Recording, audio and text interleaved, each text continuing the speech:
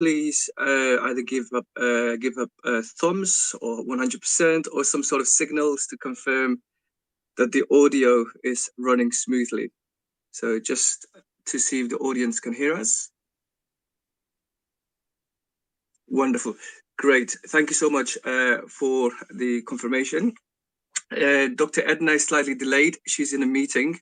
As you can imagine, Somaliland meetings, and especially, with the climate at the moment, there are slightly delays. Edna will join us shortly, inshallah. But before she does, we'll just have a reflection, really. So let's reflect over the last week, what we have seen, witnessed, the historical developments. And I won't be chairing the meeting or this space. It will be chaired by our comrade here, Dr. Sharmarke, UK Somaliland Alliance, and Nejma, I can see you there as well. And the esteemed guests that we always have in this space. So welcome, warm welcome, everybody. My name is Abdurrahman. Just to give you a background of myself, I've been campaigning for Somaliland ever since I can remember. And it's great to see new blood, new energy, and it's also great to see many veterans who have been doing the championing of Somaliland for the last 30 plus years. So we also have amazing people in the group that have done amazing work over the years in getting the word out in across many spaces and forums and environments. So Edna will join us, inshallah, in the next 20 minutes or so. So she'll be with us shortly due to the meeting that she is in, or the nature of the meeting that she is in. You can imagine being involved in politics, being involved in life and death situations and working in hospitals. You can imagine the context one can be in. So she will join us, inshallah, talk about the development, her visit to Djibouti, and of course, the amazing news that we have. And of course, demystify some of the misconceptions that exist about the current development in Somaliland and Ethiopia's relationship. So I am aware that you guys are aware of the campaigning against Somaliland. Every step that Somaliland takes, 3 steps are basically pushed by our fellow neighbors. But Edna will be able to help demystify basically what's going on, what has happened, and perhaps what will happen in the future. And I've worked alongside Edna from time to time. The last time I worked with Edna was when she visited the UK for the Commonwealth Games in Birmingham in the UK. And having worked with her, you'd be surprised what she's capable of. From the morning all the way to the night, she never stops. She never stops. So on that note, I'll pass the microphone over to Sharmarke. Dr. Sharmarke, the space is yours.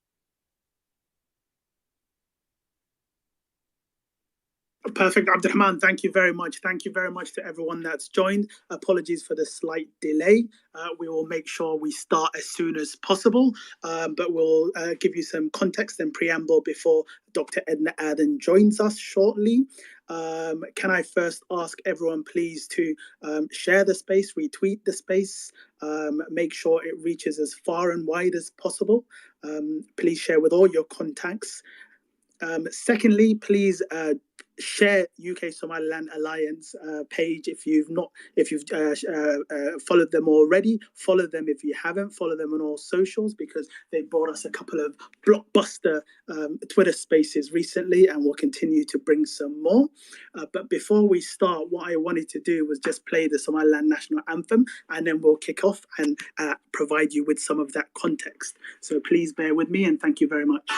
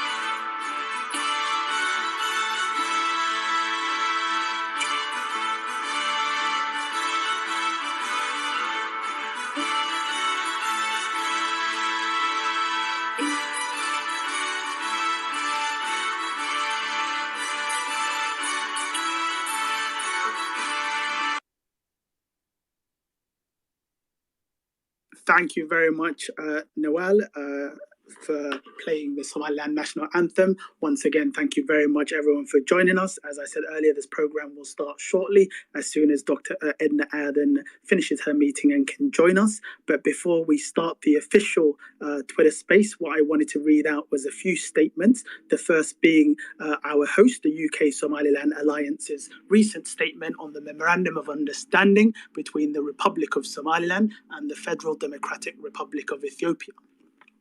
So the statement is, the UK Somaliland community welcomes the recent development of the MOU in which the Republic of Somaliland and the Federal Democratic Republic of Ethiopia have agreed economic, diplomatic and military cooperation and recognition.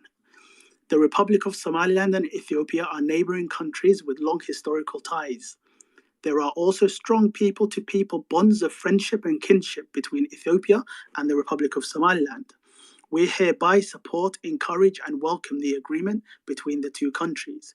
We reiterate that Republic of Somaliland and Ethiopia are fully within their rights to pursue their interests. Regional cooperation for shared prosperity and economic development is of vital importance to Ethiopians and Somalilanders alike. It heralds a new age of regional cooperation, peace, development, and regional integration in East Africa. This agreement will serve as an important cornerstone of regional development and will unlock new economic development and opportunities for both countries. The UK government, other UN Security Council members, and the international community have previously voiced their support for regional integration and that it would recognise Somaliland after an African country does. We urge the UK government specifically and international community generally to now uphold their commitment to regional integration. They must support Ethiopia and Somaliland in this endeavour. They should follow suit and formally recognise Somaliland without delay. Neighbouring failed state Somalia has stood in the way of Somaliland's 6.5 million people for long enough, for over 33 years. During this time, Somalia has been holding back the wider Horn of Africa and indeed the wider East Africa region's progress, development and security for over 3 decades. This has gone on for long enough. Today, Ethiopia and Somaliland said in unison, no more. We see a better future wherein an internationally recognized Republic of Somaliland and a better connected Ethiopia will work together and with the international community for a more peaceful, prosperous and secure Horn of Africa. This is to be commended and supported. We urge neighbouring failed state Somalia to act sensibly, responsibly and maturely. Somalia must respect the Republic of Somaliland's sovereignty and avoid further needless conflicts in the region. Somalia is already a failed, fragile state, provides virtually no public services to its people, and is propped up by over 20,000 ATMIS troops, including thousands of Ethiopian soldiers. Somalia must respect the Republic of Somaliland's sovereignty and avoid further needless conflict in the region. Somalia is already a failed, fragile state, provides virtually no public services. As is said, the Republic of Somaliland has been an undeniable reality on the ground for 33 years. Neighbouring failed state Somalia can no longer stand in the way of East Africa's development, progress and security. A bit of historical background to this development. Somaliland's right to independence, sovereignty and recognition is clear. It is based on its Treaty of Independence on the 26th of June 1960, which conferred formal sovereignty and independence on Somaliland. The Republic of Somaliland is in reality, in practice and in legality, a completely separate country. It is important to point out that Somaliland is an older country that is completely separate and distinct from neighbouring Somalia. The Republic of Somaliland existed as a sovereign country while neighbouring Somalia was still an Italian colony. And today, the Republic of Somaliland still exists as a sovereign country while Somalia is a failed state. Somaliland is fully within its rights as a post-colonial African state in its own right to exercise its own political and diplomatic rights and wishes. The Republic of Somaliland can, must, and will exercise these rights within its 26th of June 1960 borders. The right is guaranteed by the African Union Charter, which upholds respect for African countries' borders gained upon independence. The UK-Somaliland alliance reaffirms that under international law, the Republic of Somaliland can make agreements with Ethiopia and other countries. The Montevideo Convention on the Rights and Duties of States, which sets out the rights of states, and this also applies to Somaliland. Article 3 specifically and explicitly states that the political existence of the state is independent of recognition by other states. Even before recognition, the state has the right to defend its integrity and independence, to provide for its conservation and prosperity, and consequently to organize itself as it sees fit, to legislate upon its interests, administer its services, and to define the jurisdiction and competence of its courts. The exercise of these rights has no other limitation than the exercise of the rights of other states according to international law. We also note that the African Union looked into Somaliland's case and reported on the matter. Their report on Somaliland's case for international re-recognition sets out its findings as follows: that the union between Somaliland and Somalia was never ratified, and also malfunctioned when it went into action from 1960 to 1991, makes Somaliland's search for recognition historically unique and self-justified in African political history. Objectively viewed, the case should not be linked to the notion of opening a Pandora's box, the case. As such, the AU should find a special method of dealing with this outstanding case. The lack of recognition ties the hands of the authorities and the people of Somaliland, as they cannot effectively and sustainably transact with the outside world to pursue the reconstruction and development goals. So this is the UK-Somaliland Alliance's public statement that was released when the Memorandum of Understanding was signed. And I think it's the view held by many from the UK, the Somaliland diaspora, and actually within Somaliland itself.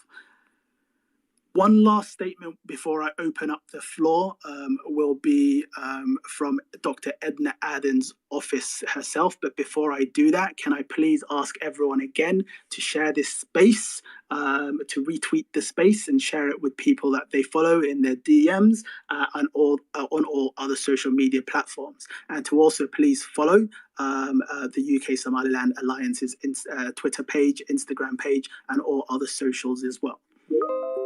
So I'm just going to bring up the second statement. So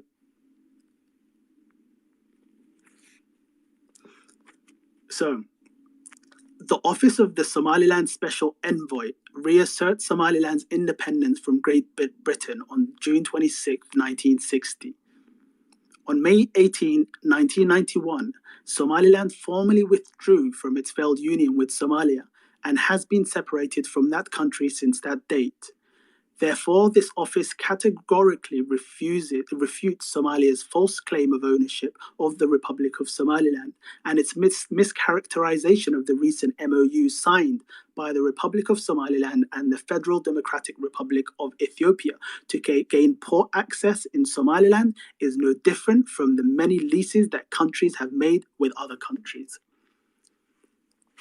Hargeisa, Somaliland, January 8, 2024.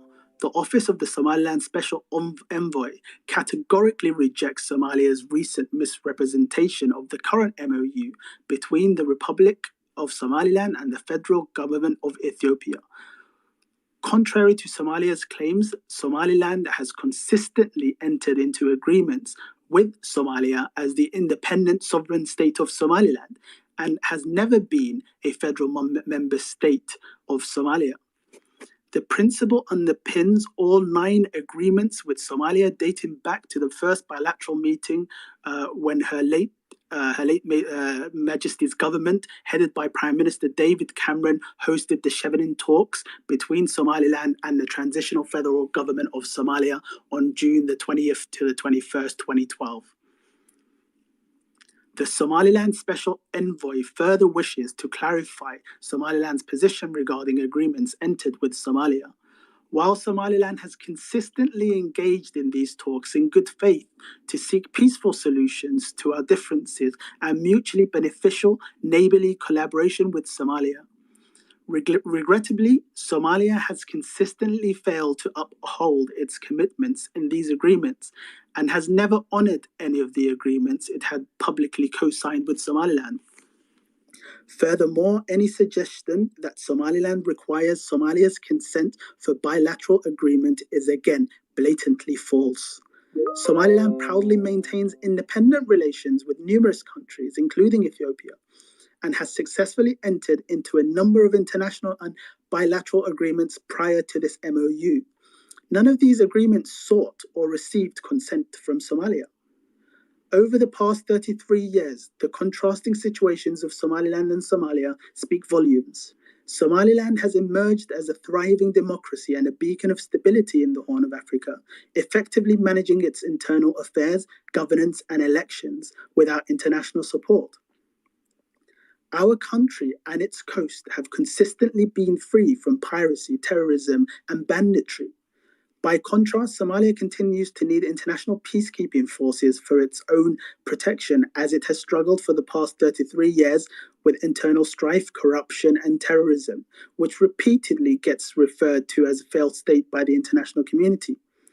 Therefore, instead of resorting to mischaracterizations and unfounded claims of ownership over Somaliland, which has often been described as a rare African miracle, Somalia would be better advised to put its own house in order.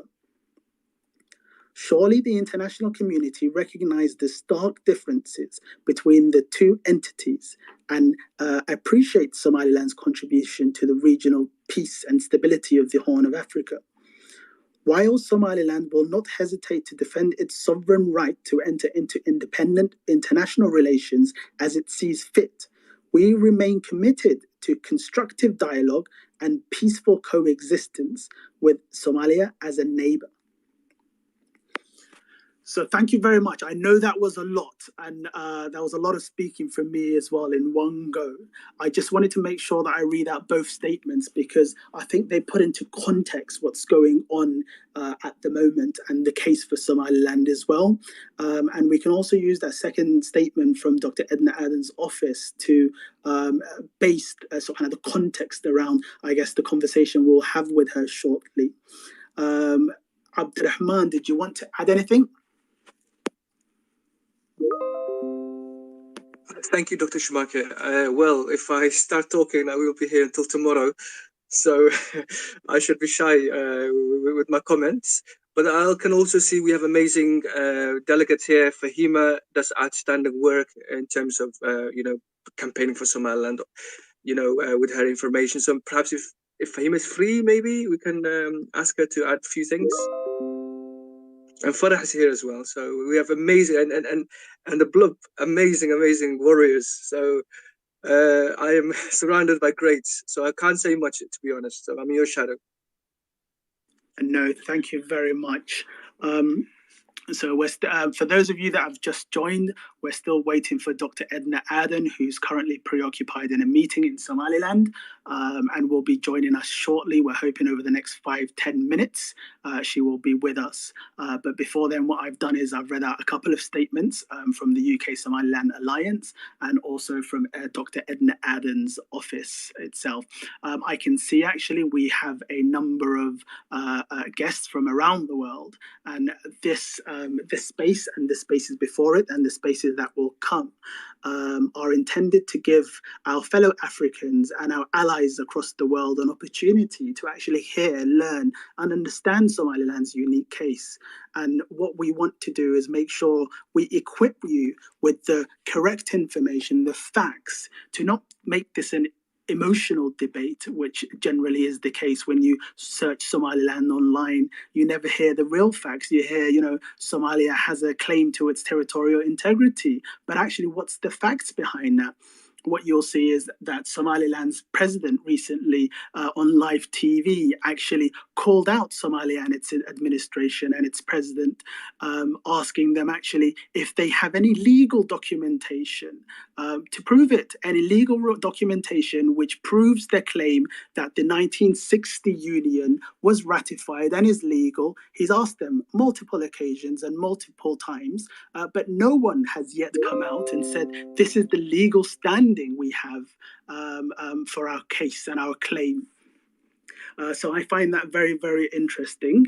What we've had is we've had a number of, fellow Africans recently over the last week actually open their ears to Somaliland's case and understand more and find out more. So hopefully this will be the opportunity for those of you in Africa and beyond to hear where Somaliland has come from, its unique case, its history, the fact that actually it predates, colonial Britain. It predates what is told in the media. There was never a united Somalia and Somaliland pre-1960. Somaliland stood on its own 2 feet, had its own empires and sultanates, had its own reach across the world.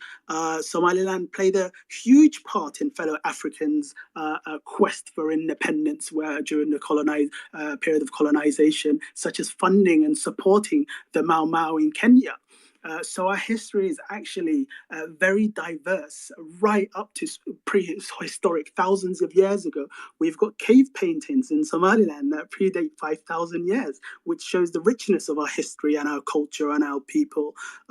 We were trading via the Adal Sultanate with the ancient Romans and the ancient Egyptians and so kind of across the world. We acted as a gateway to Africa and a gateway actually out of Africa in terms of the trade and movement of goods, which is the role Somaliland wishes to play today. Somaliland does not wish to be a bad actor. Actually, to the contrary, Somaliland wants to bring the peace in the region, wants to help the region and the Horn of Africa actually be a peaceful and stable region. Somaliland has proven via its own track record that actually it can be a good positive actor in the region through its peaceful reconciliation within its own borders following the genocide that happened from the 1980s to 1991 by the Somalia government. So I'll just take a pause there and I'll give it back to Abdurrahman. Yeah, thank you, Dr. Shamaki. It was great to listen to you there, and I can continue listening. Just the fact that you mentioned the historical context, I think it's important to understand the notion of Somaliland. It's not, an invention, following the colonial and post-colonial era. So to understand the making of Somaliland, I think one would have to start with pre-colonial history. And the moment you dig into the pre-colonial history, you will learn the links with Somaliland and the ancient Egypt. And I'm sure Dr. Adelaide has spoken quite many times on that. And it's important to repeat the facts, the antiquities, the archaeologies, and all of these basically are pointing the fingers of Somaliland, ancient civilizations and ancient Somalia, or the trusteeship at that time. Then you will realize context, because we lost the Howden, the reserve region, through Britain and Ethiopia signing the Anglo-Ethiopia Treaty, which actually is predated by the Anglo-Somaliland Treaty.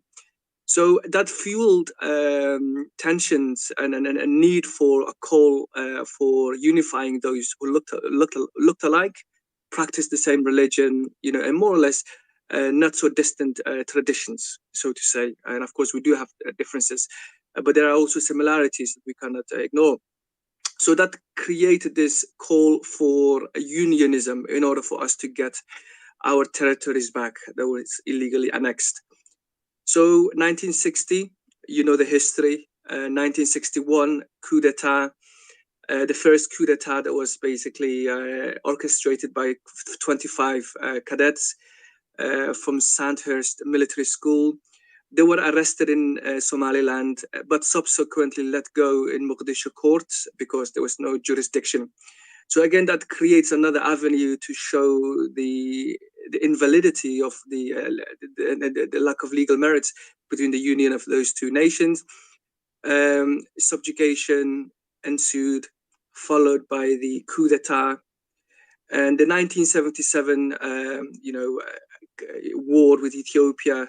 For us, I understand, because we had to get our land back, but it hasn't materialized.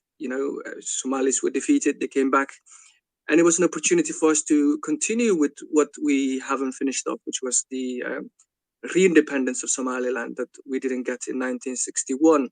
Abdullah Congo and Abdicate, all of these characters, the history is basically marked with these guys. But for you, the listener, if you want to learn more about Somaliland, unbiased perspectives, I can't hide that I am biased, and everybody that speaks, of course, is biased to a certain degree. Please learn more about Somaliland's history, journey. It's what it is today through Google Scholar. So just go to Google Scholar, type in Somaliland.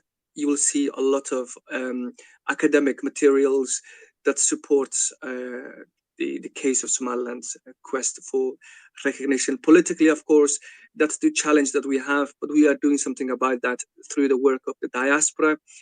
And the diaspora has been, in fact, the key engine of reviving Somaliland on the outside. In fact, it was the diaspora who helped liberate Somaliland from the fascist regime at that time.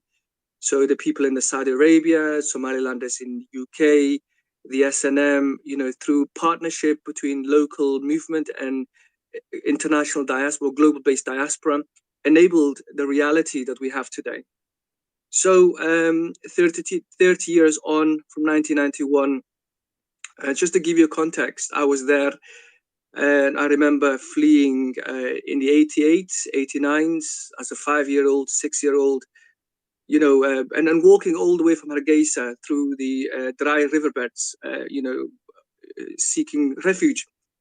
3 of us left the household, only 1 of us survived, and I am the only one who's speaking to you now from the 3 people that left that house. We came back, Hargeisa booby-trapped with bombs, landmines, wells were poisoned. Rage Omar basically gave in a conference that I attended not long ago, a vivid image that Hargeisa looked like the Swiss cheese. So I don't know if you've seen a Swiss cheese before, but that was the buildings of Hargeisa. It resembled the Swiss cheese. Holes everywhere, destructions everywhere. We had to rebuild, and I used to sit on the anabore, like basically the empty cans of Nido powder milk. Those of you who drink Nido milk may understand. And we rebuilt Somaliland, from little, on a shoestring budget. You can see the challenges that the diaspora have wherever they are. You can see the challenges Somalilanders have when they are in Somaliland. When we look at another way of looking at pressurizing Somaliland, Somalia has always been at the forefront of subjugating the people of Somaliland. Livestock for us represents 80% of the GDP. 70% of our population rely on it directly or indirectly for employment.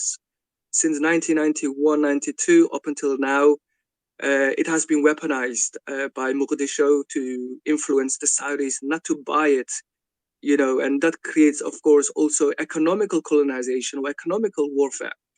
And the recent development when we had a shipment of COVID-19 vaccines that was withheld in Mogadishu airport, and it was only released 1 day before the vaccines were about to expire. Some of you are for this and some of you are against this, but ultimately you can see how aid has been weaponized, how trade has been weaponized. In fact, many of our students who go study wherever they go to study, they are pushed to deal with Mogadishu's consulates, where they face further subjugations, further discrimination. So we have been suffering from direct racism, direct and indirect racism in terms of who we are, just being Isaac. It's basically, you subjugated, or coming from Somaliland, you subjugated. So, and Edna, Edna from the Twitter Spaces and Barwaco, these girls have done amazing work, also creating awareness of the Isaac genocide. So, so you can see what has been happening, and where there's a smoke, the fire is never far away. So I'm going to try calling Edna, Dr. Sharmake, and I will come back to you if that's okay. Fantastic, Abdurrahman. Thank you very much. Whenever you speak, it's so moving because it's your personal story, like it's the same sort of similar stories with countless of others who themselves or their families have actually lived through and deal with the consequences of today. Whilst Abdurrahman does that, I want to pass the mic to Richard to share a few words. Richard, are you there?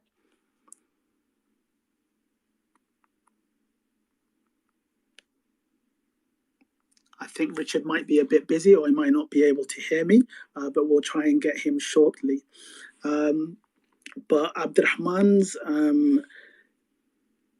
perspective and his sort of lived journey resonates so well with so many Somalilanders, because actually the genocide that took place affected so many families. So many families, and what I've posted on the Jumbotron is a short documentary. We'll be posting more information on the Jumbotron, so please do actually go click on those links and actually read and understand and watch. We'll be providing you with key documents, key documentation which prove what we're talking about, so it's factual, so you can actually go and Google and Google Scholar yourselves and go and find out this information. We'll be showing you the Royal Proclamation of Somaliland's independence in the 1960s. We'll be sharing with you the African Union fact-finding mission from 2005. We'll be sharing... I am now available online. This is Richard, and after you may give me chance. Okay, thank you very much, Richard. Just before I pass it on to you, I want to hear an update from Abdurrahman if we've got Dr. Edna. Abdurrahman? Yes, Doctor, thank you so much for your patience. Edna is finally free. She's been in an important meeting. Sorry to head in there, Richard, if we can be excused. Sharmake, Dr. Edna is on the line, and so please take over. Thank you very much. And once again, thank you very much to everyone that has joined this space. Apologies for the delay in the start. Can I just get in there, Sharmake? For all those that do want to ask questions, do DM me. I'll just open my DMs and then I'll ask throughout the interview or the discussion. Thank you very much, Hawash. So without further ado, I'm going to just give a general introduction to the space, to Dr. Edna, our esteemed guest. First of all, I'm thankful for the UK Somaliland Alliance's invite and asking me to co-host this space with Hawash. And our very, very special guest who's joined, who's a personal hero of mine, which I'll tell you a little bit about shortly. These spaces, as I said earlier, are intended to be a forum within which we provide Somaliland and Somalilanders an opportunity to connect with the world. This is an opportunity to share knowledge with our allies, as I said, who span across the globe. And to equip you with the facts regarding Somaliland. In these spaces, as I said, we will share facts, we will empower you and enable you to actually do your own research. But before we start, a little bit of information really quickly about UKSLA. This is the foremost Somaliland diaspora-led organisation in the UK, which seeks to connect Somalilanders in the UK, enhance the role of Somalilanders in the UK, and also lobby within the UK to further Somaliland's cause. This group is not funded by any individual, state or institution, but it is a community-led initiative. It's held many events, including the 18th of May demos at Trafalgar Square, London, genocide awareness event, which also included speakers from the directors of the Al Jazeera documentary, Kill All But the Crows, and many, many, many more events, including parliamentary sessions with politicians in the United Kingdom. And the program for next year is also jam-packed. So I'm now pleased to introduce to you our esteemed guest, Dr. Edna Aden. Dr. Edna Aden is a nurse, a midwife, a philanthropist, an activist, and in her spare time, she was also the Foreign Minister of Somaliland, former Foreign Minister of Somaliland, as well as previously a Minister of Family, Welfare and Social Development. Dr. Edna Aden is a renowned advocate for women's health and rights in Somaliland and the world, and her contributions have earned her global recognition, including the prestigious Templeton Prize, as well as countless others, which I will not embarrass her with, but you can quickly go and Google her name yourselves and find out more. When Somaliland reaffirmed its independence in 1991, the country was left with only 18 nurses and midwives and 13 medical doctors to treat a country bombed to ashes by the dictator Siad Barre and his genocidal regime. Dr. Edna Aden cashed in her life savings after retiring from the World Health Organization, where she was a civil servant, in order to fulfill a dream she held since she was 11 years old. This ambition was to build a hospital, which she achieved in 2002. She built a teaching hospital and a university on a former execution ground in Hargeisa, Somaliland, and it has been thriving ever since in its mission to reduce maternal mortality and train future practitioners.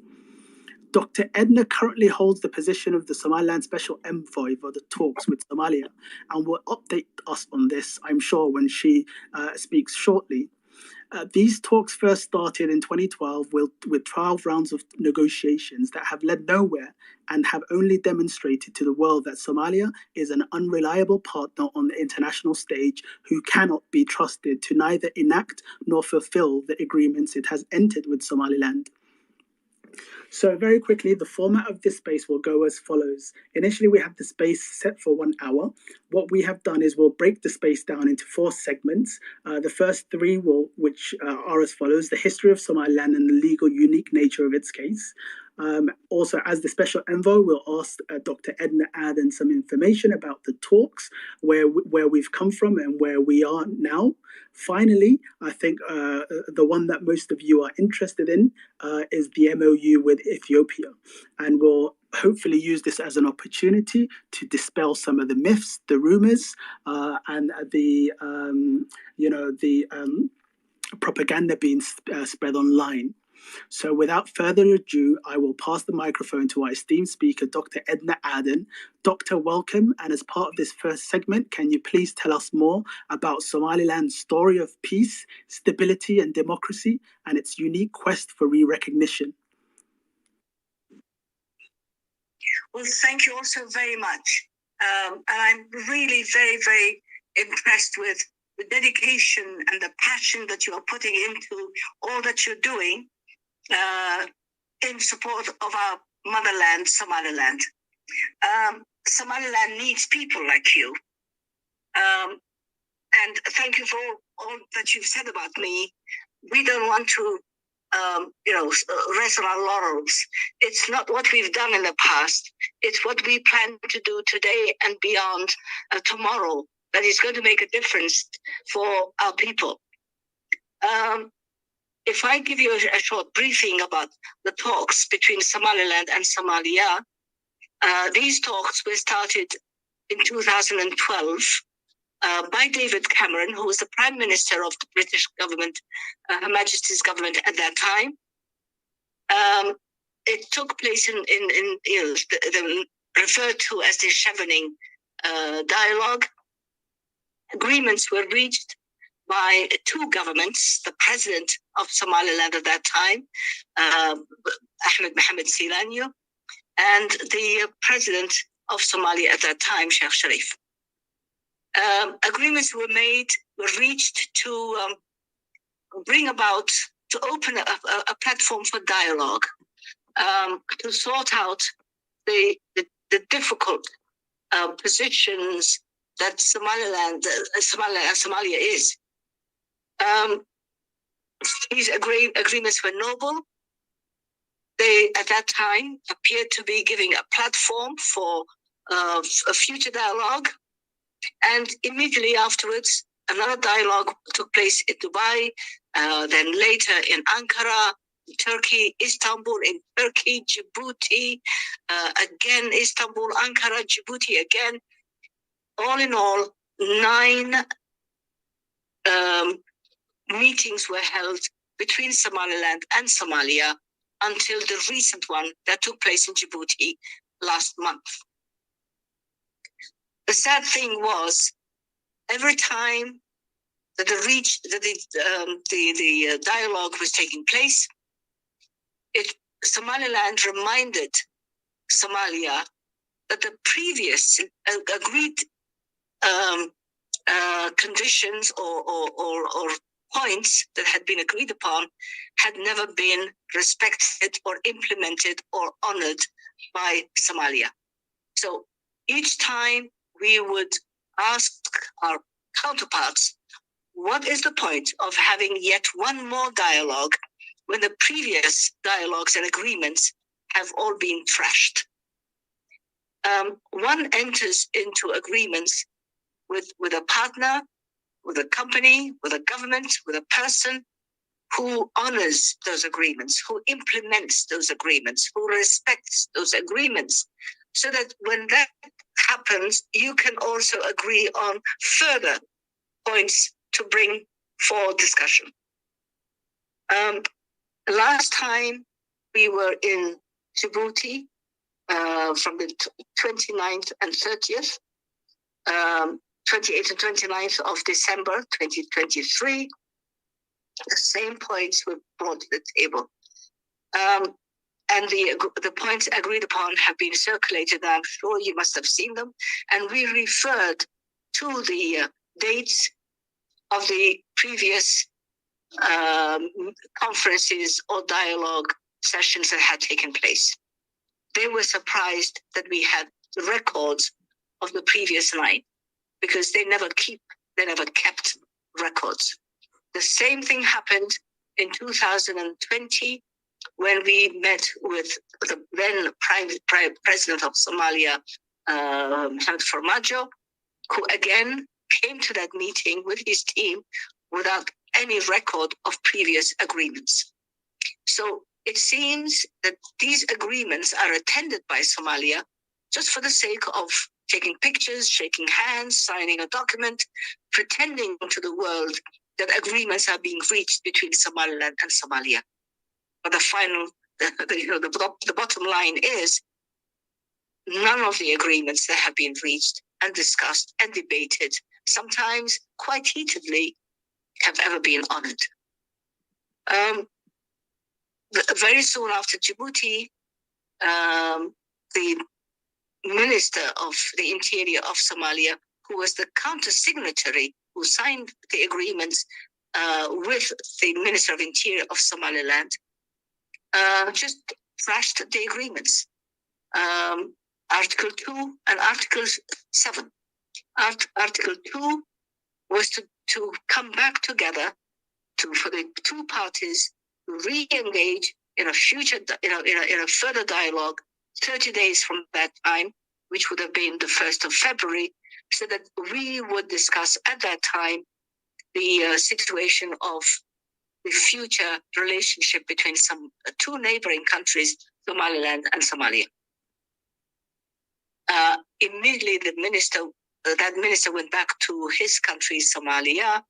He said, he publicly gave interviews and statements that they had agreed with Somaliland and discussed the reunion of the two countries. No such discussions ever took place. No such agreements were ever agreed to by Somaliland or signed by Somaliland at any time. A bit later, of course, comments, negative, very toxic comments came about, were said by the team from Somalia. So no sooner had agreements been reached than the agreements were broken.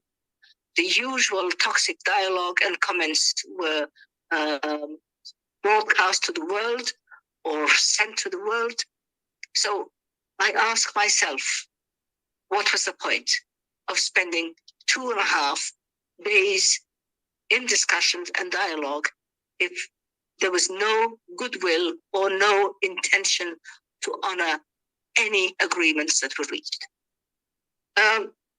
That is the briefing I can give you about the meeting we had in Djibouti. And the government of Somaliland, has removed the confidentiality clause of the contents of the previous agreements, and we're allowed to share them with you and with anybody who wishes to see them. And each time you will see that agreements were reached, signed by the attendees of those conferences, and absolutely nothing happened after that. Examples.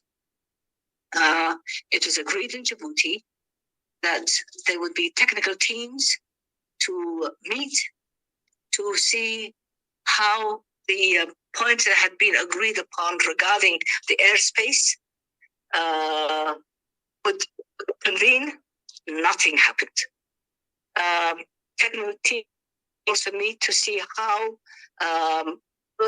grants and donations sent to Somaliland through Somalia would be worked out.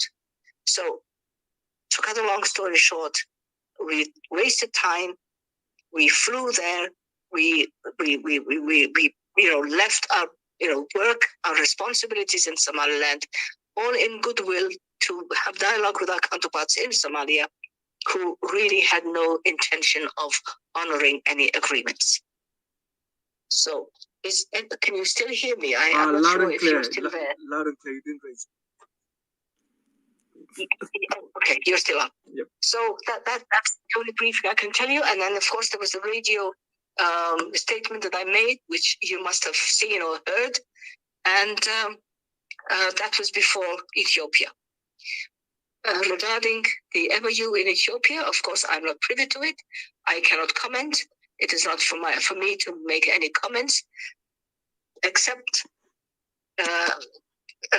congratulate my president, Musa Bihi, and the Prime Minister of Ethiopia for discussing the possibility of Ethiopia having a military or a naval base here. It's a good thing, and why not? President Musa Bihi did not sell a country, did not sell a space. He rented. He agreed to discuss the possibility of granting a sea access to neighboring Ethiopia. So until that is finalized, until that is agreed upon, until the points are made public to you and me, then that is when we will know. But right now, it's work in progress, but it's a good gesture. It's something that we need to encourage. It's likely to be other governments that are also interested to have a military base in our 850-kilometer coastline, and why not? Countries have offered bases to other governments. Others have done it before. 1 base, 2 base, more bases. Why not? A lease is a lease. It's like renting your house. It's like renting premises. You reach an agreement. You sign an agreement on the conditions that govern the renting of that space. And Somaliland is not the first country to do that, will not be the last country to do that. And if Somaliland agrees to lend some of its sea coast to a neighboring country, I think it's a goodwill gesture. Ethiopia, if we all remember, most of you out there listening to me today were probably refugees or the children of refugees who escaped Somaliland when bombs were being dropped by Somalia on civilian populations. None of you would have escaped as refugees.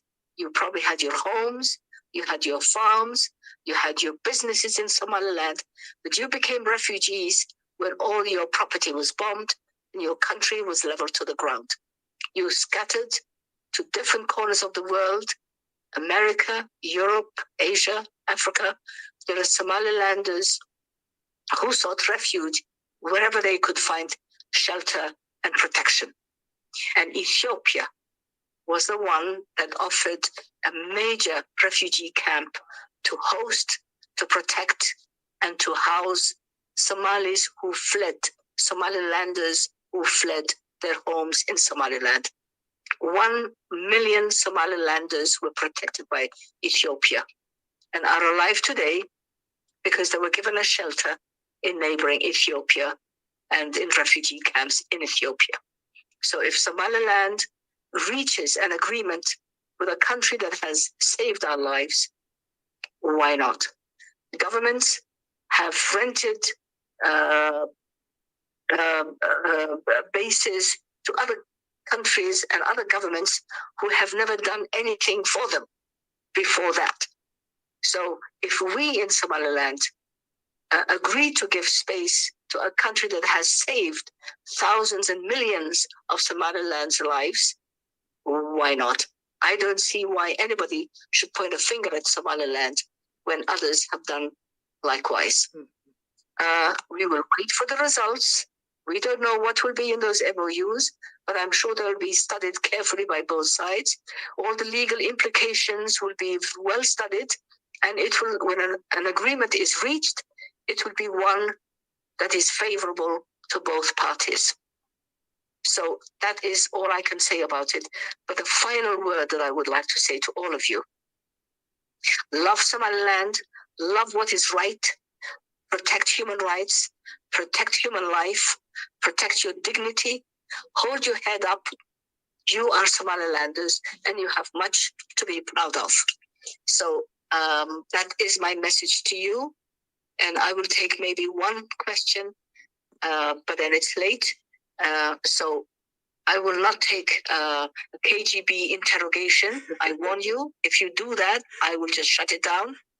So, but if it's a reasonable question that I have an answer for, I will give it willingly and wholeheartedly. So thank you. Thank you very much, Dr. Edna. Thank you very much for the context that you provided, all the hard work that you do for Somaliland, Somalilanders, to the state and going forward as well.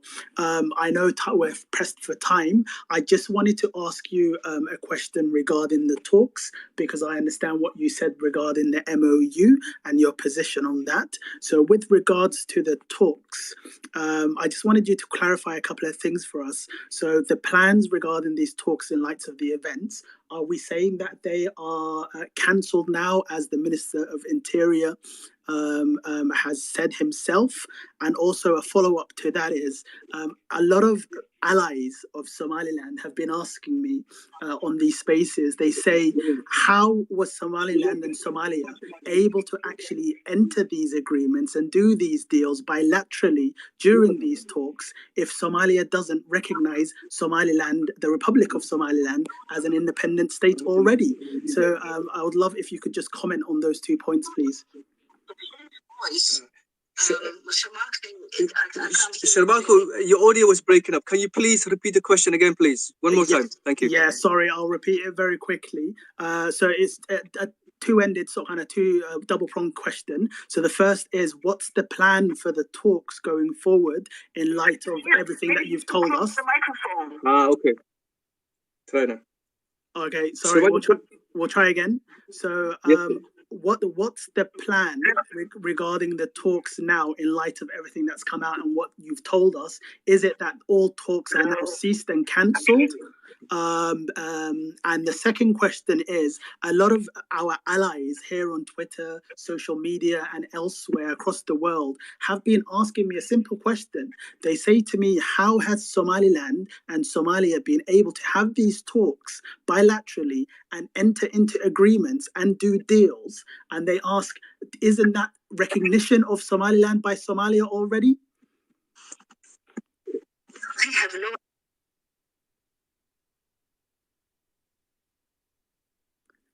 Abdurrahman, maybe if you can relay that question back yourself. Sharmarko Sahib, sorry, the audio is quite bad. I think I'm somewhere in the countryside. Can you please repeat the question again? Abdurrahman, did you hear the question? Vaguely. Usually, please. So two questions. What's the plans for the talks now? Are they cancelled? Are they over?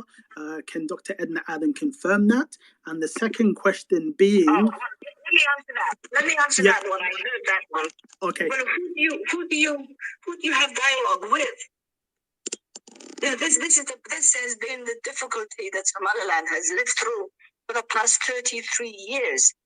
There is no government that is responsible enough to attend to enter into agreements with. So there is absolutely, it's just a waste of time. There is nobody to dialogue with. And the Somalia that we united with in 1960 no longer is. It has fragmented. It has become federal states. It has governments, in 7 or 8 different governments. And when the federal government pretends to calls for a dialogue, we attend, but then it's just a waste of time. So there is, as far as I'm concerned, as far as I know, there is no plan to have a further dialogue. Because what's the point? What's the point? Good. Second question, Sawag. Second question, very quickly. A lot of our allies and friends across the world ask me a very simple question whenever we hold these spaces and speak to them. They say they can't get their head around the fact that actually Somaliland and Somalia held a number of talks since 2012. Isn't this already a sign of Somalia recognizing Somaliland via entering agreements with an independent Republic of Somaliland?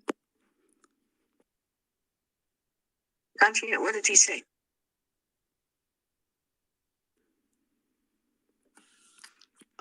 Abdurrahman, did you hear the question? If not, we can move on. Because I heard the question. I'm relaying the question. Bear with me, Shmai. 1 moment.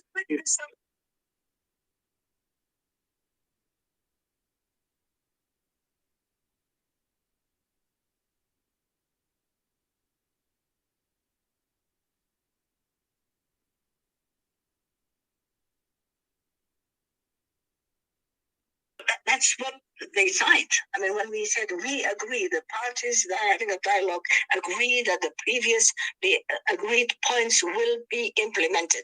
That's what they signed. That's what they sign each time. And then each time they just trash it again. Okay, so Marco, does that answer the question? All the signatures. Very, very clearly, and it's very decisive. And I think that's sort of kind of breaking news in itself. And as you said, you've declassified those talks. So I wait to see that paperwork because that's huge. And I think a lot of our friends from across the world will feel the same. I just wanted to probably maybe ask Dr. Edna if she can take one question from maybe Richard, who is a very, very, very new friend of Somaliland from Uganda, Kampala. I know it's very late. Good night. Okay. 7 o'clock, my end. No. And I hope that you will continue to look out for the interests of Somaliland. A little sort of word of advice. When somebody has a conflict with somebody, you need to have a strategy. You need to have confidence. You need to, when you plan to do something, don't beat too many. Don't flap your wings too much. Don't beat too many drums. Do what you need to do decisively and do it, in a very, how should I say, less. I mean, when you talk about what you're going to do, your enemy is also listening, and I'm sure there's 1 or 2 people there listening, joining us today. Because each time there is, I wouldn't be surprised. If my voice gets distorted, and then I probably will say Somaliland is not a good country or something like that. I mean, just having said that now, somebody's going to make use of it. I mean, So, but who knows? Edna knows that Somaliland is very near and dear to me. Somaliland is a great country. Somalilanders have had a lot of tenacity. They've, bounced back from a very deep abyss where the country was destroyed. They survived. They rose from the ashes. They're today wishing well our neighbors very well, because we're not gloating over their misery. We're not gloating over the bombs that are, explode every day. At the end of the day, they're our neighbors, they're our cousins. We will wish them well. So I'm going to bid you all good night, and thank you all so very much. السلام عليكم. مع السلامة. Wa alaikum assalam. Thank you very much, Abdurrahman, for connecting us. Thank you very much to Dr. Edna Aden. I'm really sorry that it was short and the technical difficulties that we had. Thank you very much for all of you joining us. And I think the bit of news that we have here, which is huge, is the fact that Dr. Edna Aden herself has confirmed what was going around in terms of the narrative, and actually the facts that Somalia itself recognizes Somaliland as an independent country. So I think that's huge news. What I'm going to do, unfortunately, not going to take any questions because there's another space that's starting now. I've added it to the Jumbotron, which you can see at the top. It's the Somaliland Chronicle space with Thibaut Nage, and I think that will be hugely beneficial. So I apologize to everyone that's requesting to speak, but what I'm going to ask you all to do is join that space, please. And if you have any questions, I think they'll be taking questions there. We will continue this dialogue and continue this conversation and make sure